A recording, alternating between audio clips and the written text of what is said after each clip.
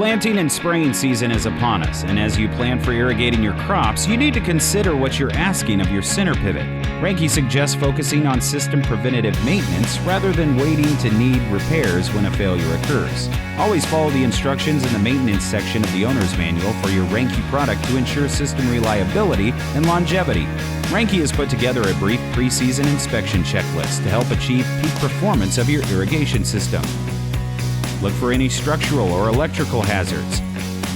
Check the alignment of the system. Check the gearboxes. Remove any water condensation and fill to the proper level with the approved lubricant. Check the wheels and tires. Verify tire pressure and make sure the lug nuts are tight.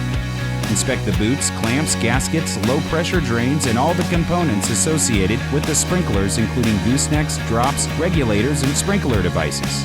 Genuine Reinke parts, service, and guidance are available from your local certified Reinke dealer. For a complete pre-season checklist, please consult the Reinke Owner's Manual.